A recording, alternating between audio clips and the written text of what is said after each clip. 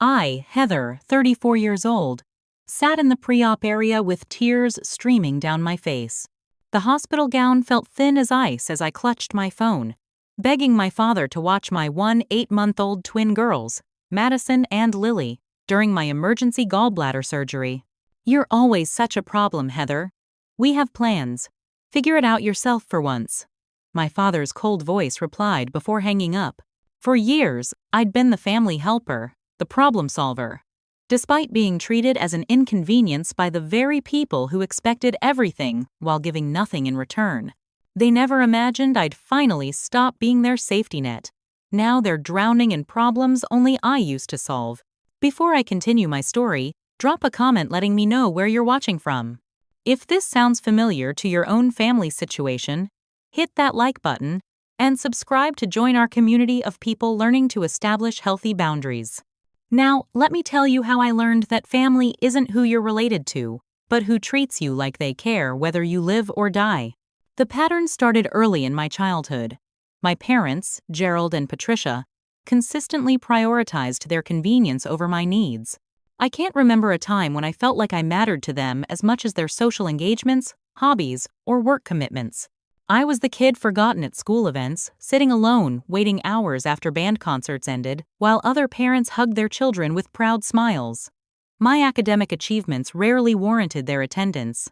"It's just another honor roll ceremony," my mother would say dismissively. "We'll catch the next one."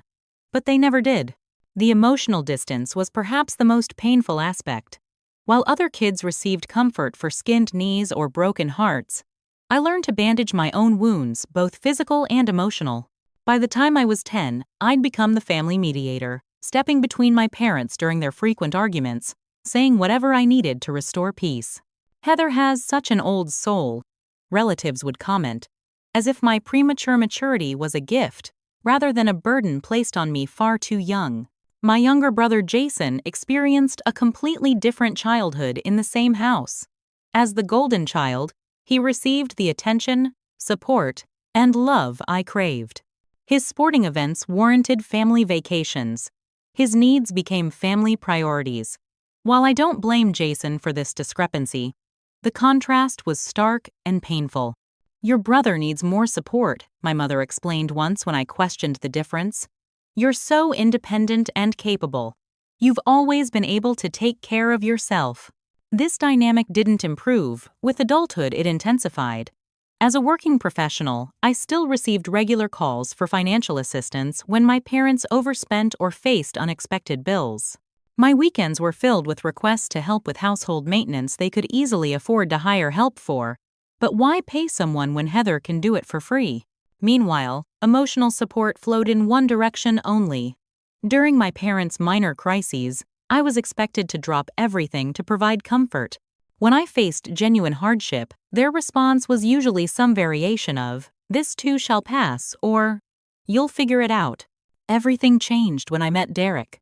Coming from a loving, supportive family, he noticed immediately how unbalanced my family relationships were.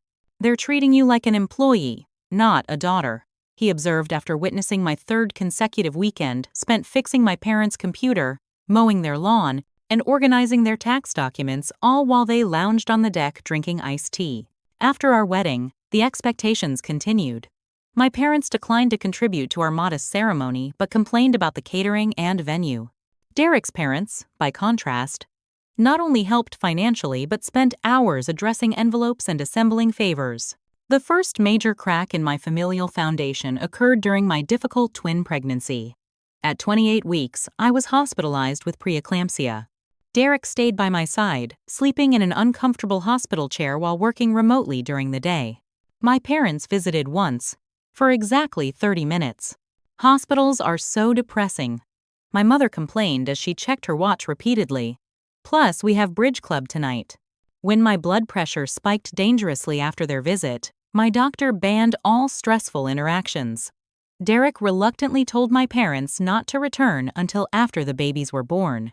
"Well, that's convenient for Heather, isn't it?" my father responded. "She's always found ways to be dramatic." Madison and Lily arrived 6 weeks premature, spending their first 2 weeks in the NICU.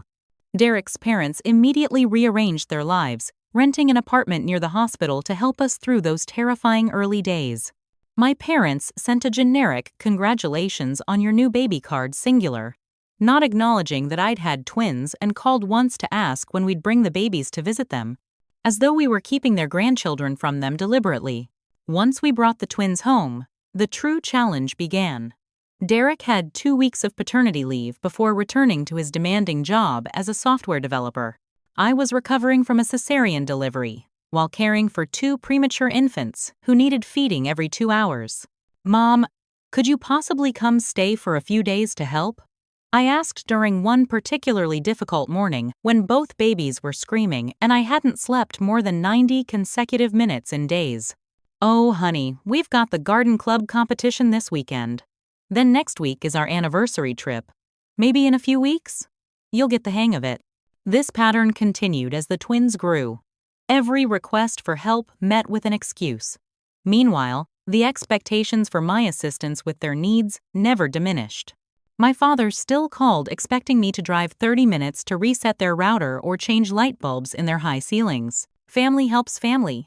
He would remind me if I hesitated, apparently forgetting this principle didn't apply when I needed help. As the twins approached 18 months, my health began deteriorating. Constant exhaustion, a diet of whatever I could eat one-handed while holding a baby, and the stress of balancing motherhood with my parents' unceasing demands left me vulnerable.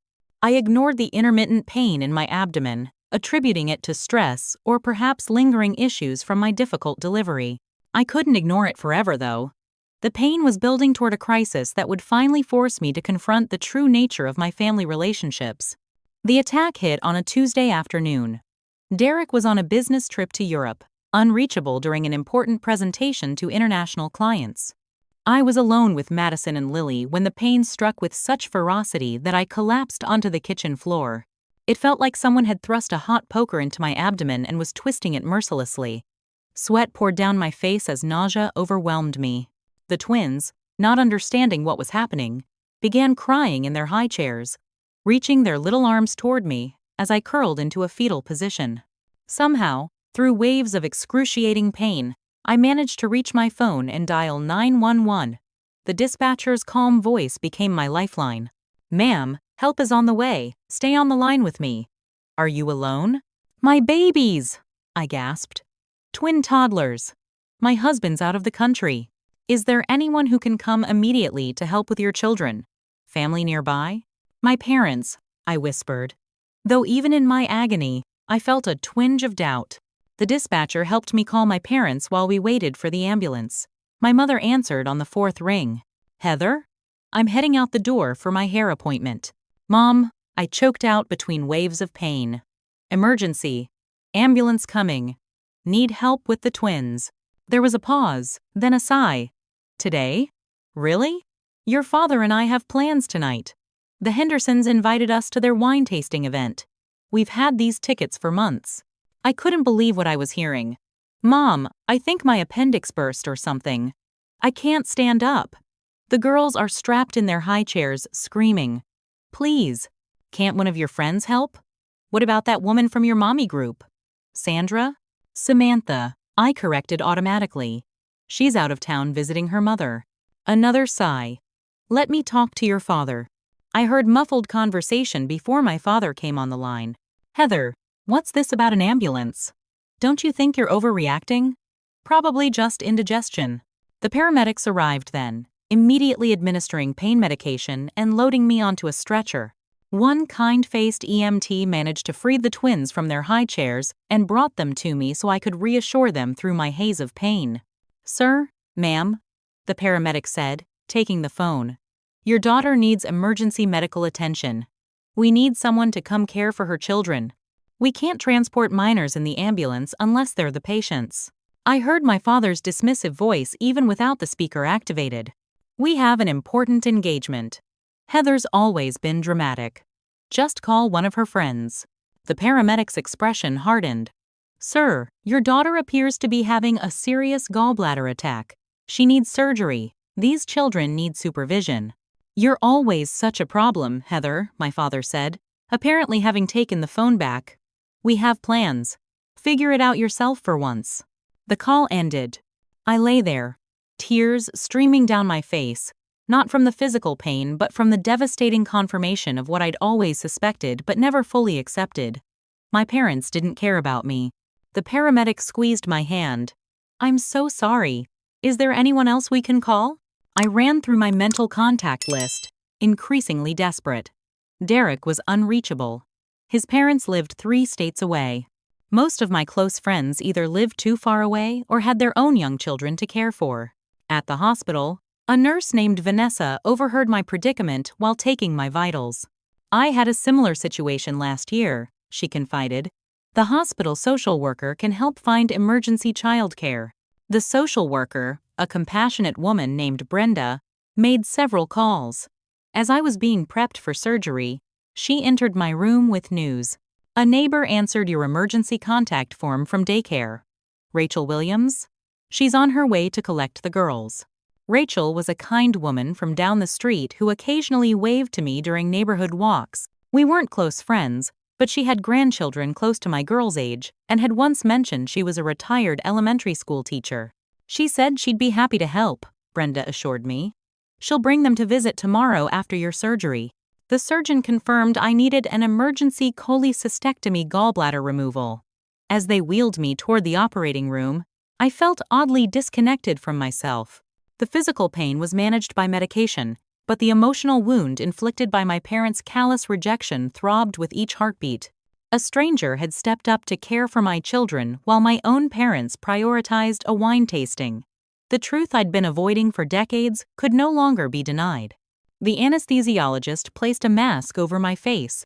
"Count backward from 10, Heather." As consciousness slipped away, I wondered if my relationship with my parents might finally be allowed to do the same.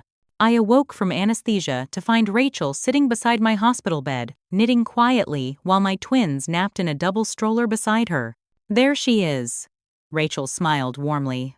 "The girls have been angels. Don't you worry. My grandson loaned them some toys, and they've been having a grand time." Tears filled my eyes, both from gratitude and lingering anesthesia. "I can't thank you enough. We barely know each other." Rachel patted my hand. "Neighbors help neighbors, dear. That's what community means." As I became more alert, I checked my phone.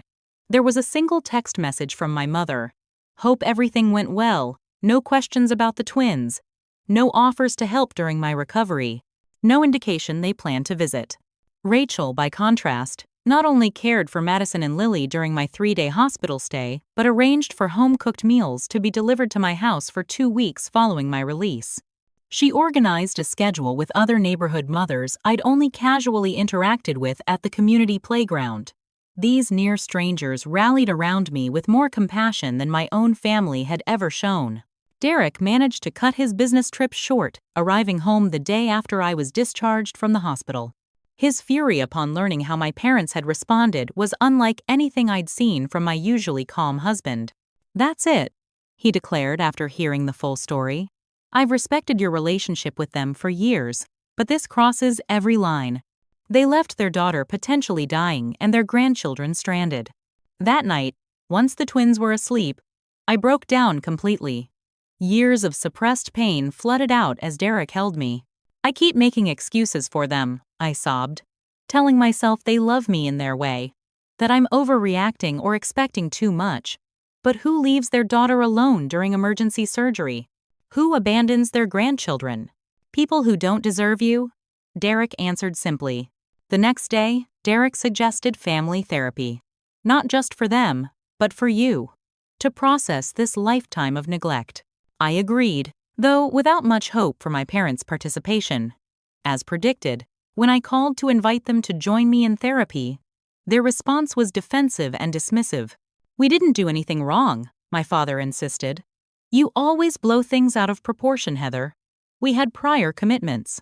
"Prior commitments more important than your daughter's life? Your grandchildren's well-being?" I questioned, a new firmness in my voice.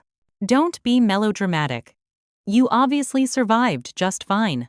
That conversation marked the beginning of my realization that I needed to establish firm boundaries. My first solo therapy session was revelatory. What you're describing is a clear pattern of emotional neglect, my therapist, Dr. Mitchell, explained. You've been conditioned to believe their treatment is normal, or that you somehow deserve less care than others. But they're my parents, I protested weakly. Yes, and that biological connection is meaningful. But it doesn't obligate you to accept mistreatment or to continue being the only one investing in the relationship.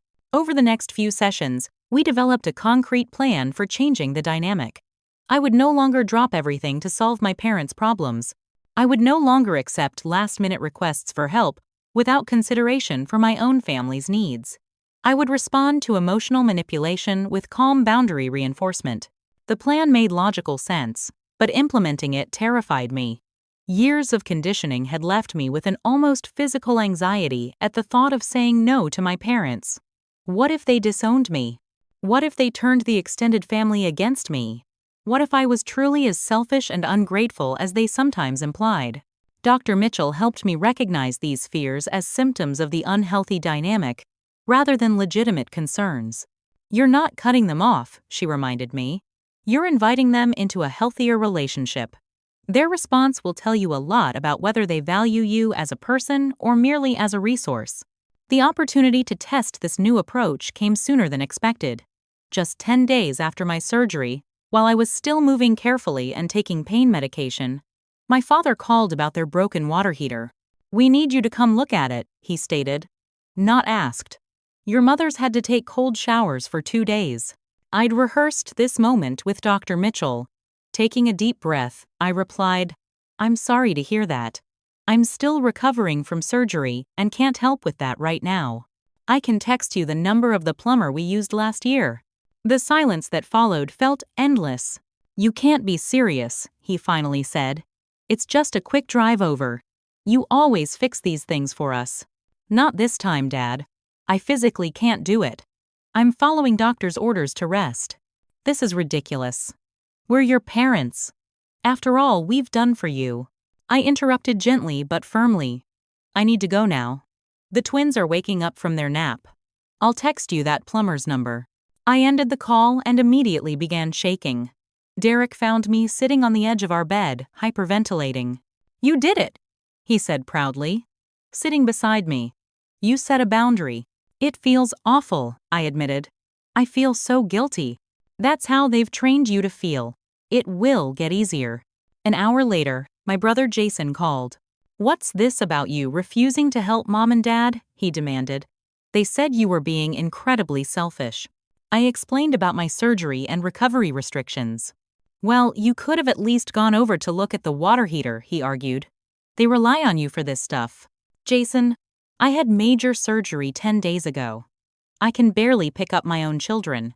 They said it was just a simple procedure, barely worth mentioning." The dismissal of my health crisis struck a painful chord.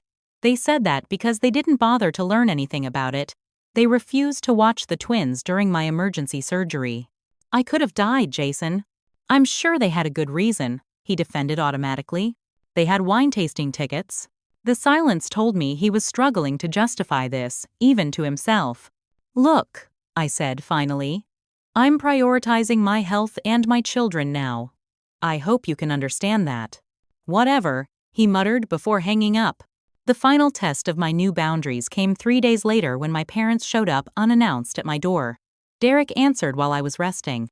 Through the bedroom door, I heard my father's demanding tone. "We need to speak to Heather.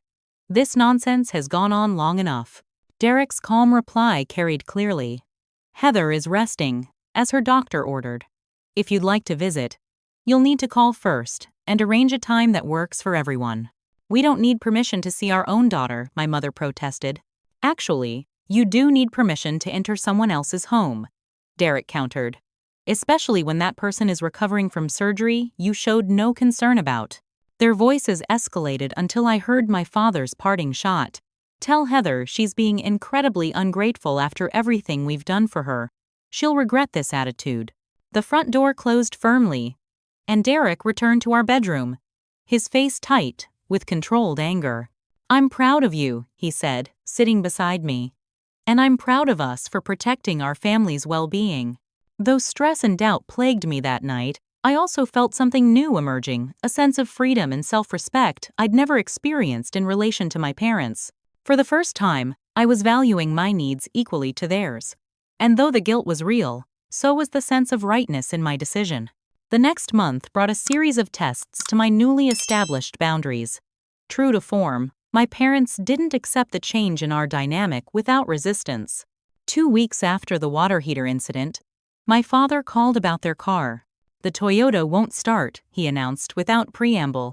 "We need you to drive us to our appointments this week." I took a steadying breath before responding. "I'm sorry about your car trouble. Unfortunately, I can't be your driver this week. I have work and the twins' doctor appointments. You can reschedule those. This is important, Heather. Your mother has her dental cleaning on Thursday." The old guilt surged, but I pushed through it. "I can't reschedule my obligations, Dad. I can help you look up a rental car service or ride-share options. Rental cars are expensive, and those ride apps are confusing. I'm happy to show you how to use the apps next time I visit, but I can't be your transportation this week." His tone hardened. "I see how it is. The moment we need something, you're too busy.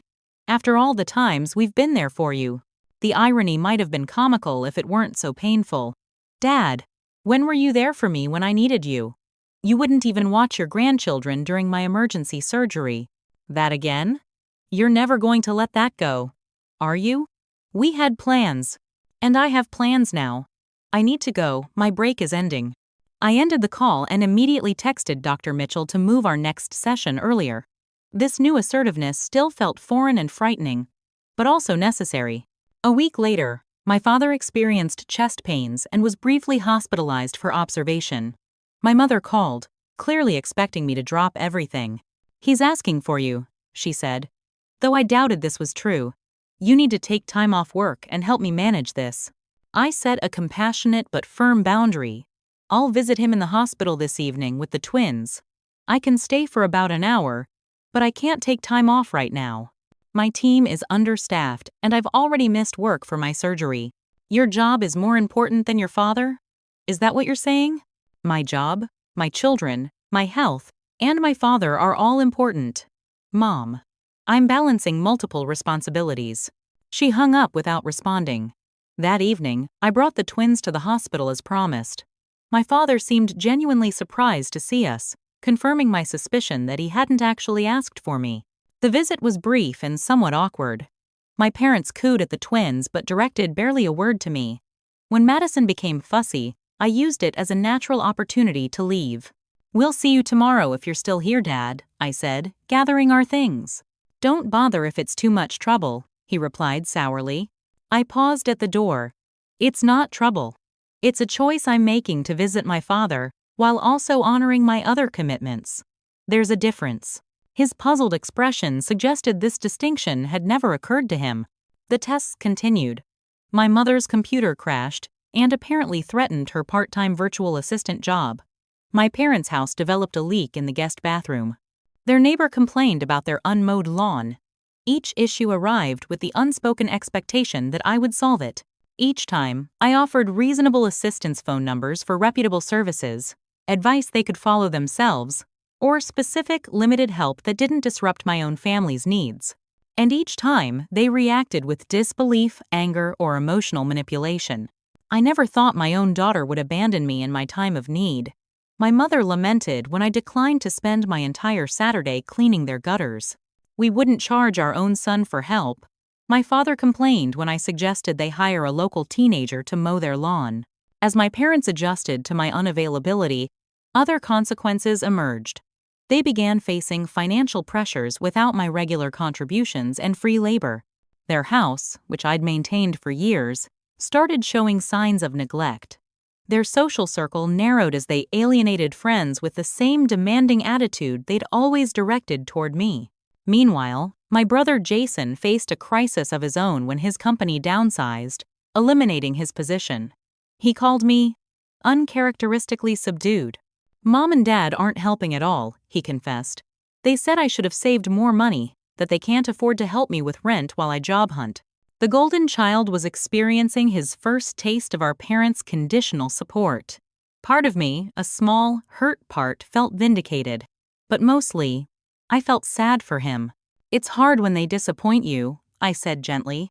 "They said you would help me," he replied. The entitlement in his tone diminished, but still present. "I can't provide financial support right now," I explained. "But I'm happy to review your resume or connect you with people in my professional network." His response was an angry tirade. "You've turned your back on this family. You've abandoned us when we need you most. Mom was right, you've become selfish and cold." After he hung up, Derek found me staring out our kitchen window. "Another pleasant family chat?" he asked dryly. "They've started telling everyone I've abandoned them," I said. "Jason, the extended family. I've received calls from 2 aunts and an uncle this week asking why I'm turning my back on my parents." Derek wrapped his arms around me. "Are you okay?" I considered the question carefully. Strangely, yes. It hurts to be misrepresented, but I'm starting to see how dysfunctional it all was. My health is better. I'm sleeping more. I'm more present with you and the girls. The guilt is still there, but it's not consuming me anymore. "That's because you're breaking the cycle," Derek said. "And they're showing their true colors by trying to pull you back into it rather than respecting your boundaries." He was right. My parents' reaction to my reasonable boundaries revealed more about our relationship than years of therapy could have accomplished. While painful, this clarity was ultimately liberating. As I maintained my boundaries through the summer months, my parents faced a cascading series of problems that previously would have been Heather's job to solve. Their car, which I'd maintained for years with regular oil changes and minor repairs, developed major transmission issues. The cost of professional repair shocked them. $700, my mother exclaimed during a brief phone call. "That's highway robbery. Can't Derek look at it?" "Derek's a software developer, Mom, not a mechanic. And I've been telling you for years the transmission was showing warning signs." "Well, we need reliable transportation. We thought perhaps you could drive us to the grocery store on Saturdays, just temporarily." "I can't commit to being your weekly driver, but I'm happy to help you set up grocery delivery. Many stores offer it for free with a minimum purchase. We prefer to select our own produce," she sniffed. Never mind. Their house issues multiplied without my regular maintenance. The gutters I'd warned needed cleaning caused water damage to their siding. The furnace I'd suggested servicing failed during the first cold snap of autumn. The lawn I'd faithfully mowed grew unkempt, prompting a notice from their homeowners association. Each problem came with an expectation that I would either fix it or pay for repairs, followed by indignation when I offered limited assistance instead. Their financial situation deteriorated as they faced the true cost of services they'd previously extracted from me for free. Credit card debt mounted. They began complaining about inflation and greedy service companies, unable to recognize that the world hadn't changed, only their access to free labor had. Jason's employment crisis extended longer than expected. After 3 months of job hunting, he finally secured a position with a significant pay cut. During this time, he experienced our parents' limited support firsthand. "They told me I could move back home if things got desperate," he revealed during a rare brotherly lunch. "But when I asked about storage for my furniture, Dad said I'd have to sell most of it because they're using my old room for Mom's crafting." I nodded sympathetically. "They've always been conditional with their help. I never noticed before," he admitted. "I guess I was. Privileged somehow." "You were," I agreed. "But that wasn't your fault. They created that dynamic." Jason studied me for a moment. "You've changed. You seem stronger. Therapy helps. So does prioritizing my own family's well-being for once." He fidgeted with his napkin. "About what I said before, about you abandoning the family, I was wrong. I see that now." This small acknowledgement meant more than I expected. While Jason and I would never be close, too many years of differential treatment created a gulf between us. This moment of understanding felt significant. The extended family campaign against me intensified as the holidays approached. My mother systematically contacted relatives with her version of events. Heather had become selfish and ungrateful, refusing to help her poor aging parents despite all they'd sacrificed for her. Aunt Margaret called first. "Your mother is devastated by your behavior, Heather. After all, they did raising you as a single child." "I have a brother," I interrupted. Well, yes. But you know your mother considers you her special project. She devoted herself to giving you every advantage. This complete revision of my childhood might have angered me before therapy. Now, it simply confirmed the extent of my mother's delusions. Aunt Margaret, I'm not going to argue about my childhood. My boundaries are reasonable, and they're non-negotiable. Uncle Robert tried next, with more bluster. Young lady, in my day we respected our parents no matter what. This modern nonsense about boundaries is just selfishness dressed up in psychobabble. I respect my parents enough to believe they're capable of solving their own problems, I replied calmly. And I respect myself enough not to be treated as their unpaid servant. The most hurtful call came from my grandmother, who had always shown me more affection than my parents. Heather, dear, I don't understand what's happening. Your mother says you've cut them off completely. That's not true, Grandma. I call weekly. I visit monthly with the twins. What I've stopped doing is dropping everything to solve problems they can handle themselves. She sighed heavily. They say you refused to help when your father was in the hospital. I visited him every evening. What I didn't do was take unpaid leave to sit with him during the day when the doctors confirmed it was just indigestion. They feel abandoned, dear. I know, Grandma, and I'm sorry they feel that way. But I have to prioritize my health and my children now. Though these conversations were difficult, they no longer derailed my emotional stability. Dr. Mitchell helped me recognize the manipulative patterns and respond without becoming defensive or guilty. Meanwhile, my little family thrived in the peace created by these new boundaries. I was more present with the twins, more engaged with Derek, more effective at work, and physically healthier than I'd been in years. Derek noticed the change one evening as we watched the twins playing. You're smiling more, he observed. Even when you're tired, you seem lighter. He was right. The constant weight of anticipating my parents' next demand had lifted. Though establishing boundaries had been painful, the freedom on the other side was worth every difficult conversation. As November approached, the most significant test of my new boundaries loomed: Thanksgiving. For the past 5 years, I'd hosted Thanksgiving dinner at our house for both sides of the family. This meant weeks of preparation, cleaning, cooking, and managing family dynamics, all while my parents criticized my efforts and took credit for the success of the gathering. This year, Derek and I decided on a different approach. We would have a small, intimate Thanksgiving with his parents, who were genuinely helpful and respectful of our boundaries. The twins were now old enough to enjoy holiday activities, and we wanted to create a peaceful, joyful experience for them. When I called my mother to explain our plans, her reaction was predictably dramatic. What do you mean you're not hosting Thanksgiving? Where will everyone go? What will they eat? I'm sure they'll make other arrangements, I replied calmly. We're giving 6 weeks' notice, which is plenty of time. This is unacceptable, Heather. The family expects Thanksgiving at your house. It's tradition. It's a tradition that's placed an unfair burden on me, Mom. This year, we're prioritizing a quiet celebration. Who's going to cook the turkey? Your Aunt Judith can't host, her house is being renovated. Your cousin Beth has that tiny apartment. Where exactly do you expect everyone to go? Those aren't problems I can solve, Mom.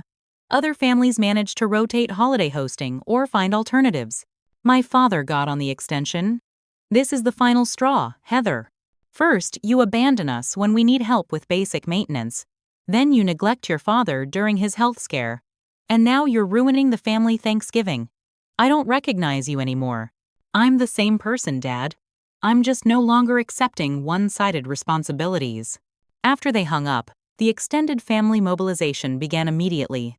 Calls and texts flooded in, ranging from gentle persuasion to outright guilt-tripping. My brother's approach was the most direct. Fix this, he demanded in a terse phone call. Host Thanksgiving like you always do, or don't consider yourself part of this family anymore. The threat hung in the air between us. 6 months ago, it would have devastated me, sending me into an anxious spiral of people-pleasing. Now, it clarified exactly what family had meant all along: compliance with others' demands regardless of personal cost. I'm sorry you feel that way, I replied steadily. Our decision stands. You and Melissa are welcome to join us for our small gathering if you'd prefer that to Mom and Dad's alternative plans. That's your solution? Seriously? He laughed bitterly. You know what? Mom's right. You've become completely selfish. Thanksgiving Day arrived with a sense of peace I'd never associated with holidays before.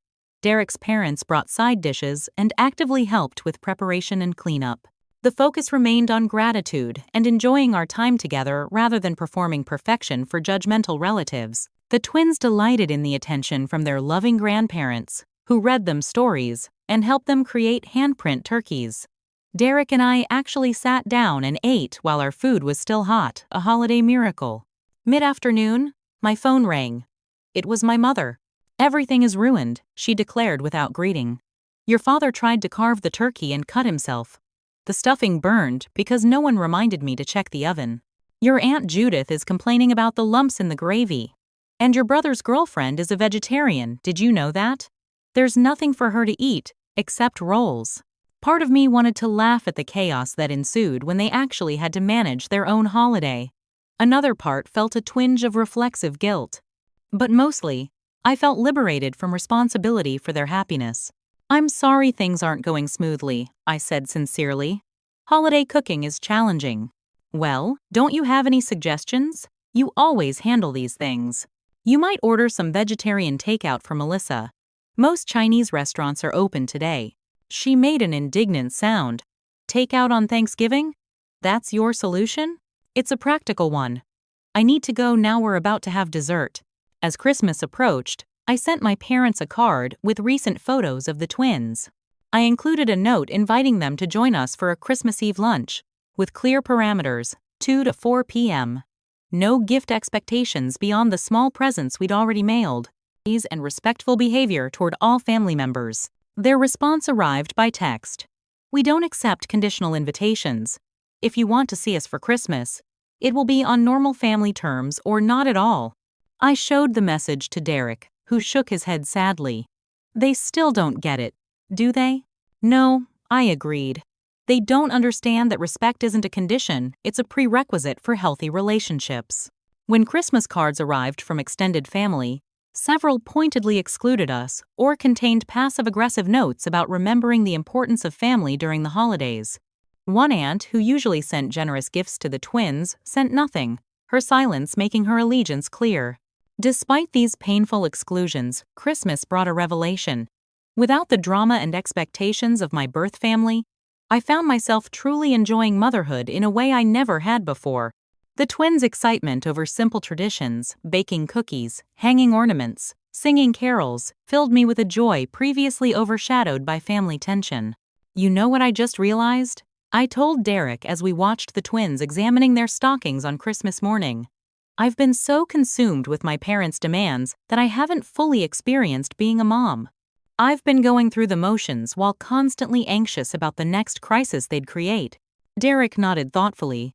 I've noticed the difference. You're finally enjoying being a mom instead of just surviving it. He was right. By establishing boundaries with my parents, I hadn't just protected myself, I'd created space to fully embrace the family Derek and I had created. 6 months after my surgery, the relationship with my parents had transformed not into the close bond I'd always craved, but into something more realistic and sustainable. The constant barrage of demands had diminished to occasional requests, now phrased as questions rather than expectations. My consistent boundary reinforcement had slowly taught them that manipulation wouldn't work, though they hadn't fully accepted this new reality. The most surprising development came from my brother. Jason arrived at our house one Sunday afternoon, unannounced but apologetic about the intrusion. I need to talk to you, he said, looking uncharacteristically uncertain. About Mom and Dad. Over coffee, he revealed his own growing frustrations. They're impossible to please. Nothing I do is ever enough. I never noticed before, because they weren't treating you the way they treated me, I finished gently. He nodded, ashamed. I'm sorry, Heather. I should have seen it sooner. You were a child. We both were. They created that dynamic, not us. Still, he insisted, I should have been a better brother. Instead, I joined in treating you like the family servant. His apology meant more than I could express. While it didn't erase the past, It opened the possibility of a different future relationship between us. I respect how you've handled this, he continued. Setting boundaries, not getting pulled into their drama. I'm trying to learn from your example. My parents made their first genuine attempt at reconciliation after Jason apparently confronted them about their treatment of me. They called and asked if they could visit the twins, their tone uncharacteristically humble. We've missed them, my mother said simply. And you, she added after a pause. I proceeded cautiously, agreeing to a short visit with clear parameters. To my surprise, they adhered to the boundaries I'd set. They arrived on time, brought modest gifts for the girls, and refrained from criticizing my parenting or home management. As they were leaving, my father awkwardly patted my shoulder, the closest he'd come to physical affection in years. The girls are thriving, he acknowledged. You're doing a good job. From anyone else, this muted praise would have seemed insufficient. From him, it represented a significant concession. Over the following months, we established a new pattern. My parents visited once a month for supervised time with the twins. They called weekly with updates on their lives, but no longer expected me to solve their problems. When they occasionally slipped into old patterns of demanding help, I calmly reinforced my boundaries without anger or guilt. They learned, slowly and imperfectly, to treat me with basic respect, not because they necessarily understood why it mattered, but because they recognized it as the cost of having a relationship with me and their grandchildren. On the 1-year anniversary of my surgery, I found myself reflecting on the transformation the crisis had triggered. My health had improved dramatically. My marriage had strengthened through our united front against toxic family dynamics. The twins were developing into confident, joyful toddlers, unburdened by the tension that had previously filled our home. I'd learned that sometimes boundaries weren't about punishment, but about teaching people how to interact with you respectfully. My parents hadn't changed fundamentally, they were still self-centered people with limited emotional capacity. But they had adapted to the new reality where access to me and the twins required basic consideration. When the twins turned 2, we held a small birthday party. My parents attended alongside Derek's family and a few close friends. Watching my mother help Lily blow out her candle while my father awkwardly sang happy birthday to Madison, I felt a complicated mix of emotions, lingering sadness for what our relationship could have been, but also acceptance of what it actually was. After the party, my mother pulled me aside. The girls are lucky, she said, her voice unusually subdued. Lucky how? I asked. To have you as their mother, she replied, unable to meet my eyes. We took you for granted, Heather. I don't think we realized what we had. It wasn't a full acknowledgement of the years of neglect and exploitation, but it was something, a crack in the denial that had characterized our relationship for decades. Our relationship will never be what I dreamed of as a child. My parents are not capable of the unconditional love and support I once craved from them. But we've found a new equilibrium that protects my well-being while allowing them a limited place in our lives. The most profound change happened within me. I no longer measure my worth by my usefulness to others. I no longer accept scraps of affection as payment for constant service. I value myself enough to expect basic respect, and I model this self-respect for my daughters. Sometimes, stopping all help isn't about revenge, but about teaching people to stand on their own and, in the process, finding your own strength. My twins will grow up seeing a mother who values herself, who maintains healthy boundaries, and who understands that family is defined by love and respect, not obligation and guilt. That may be the most important lesson I could teach them, and it came from the most painful experience of my life. Have you ever had to set firm boundaries with family members who took you for granted? How did they respond? Drop a comment below sharing your experience. Our community is here to support you. Don't forget to like this video if it resonated with your own family situation. Subscribe for more stories about setting healthy boundaries, and share with someone who might need to hear this message today. Thank you for listening to my story. And remember, you deserve respect just for being you, not for what you can do for others.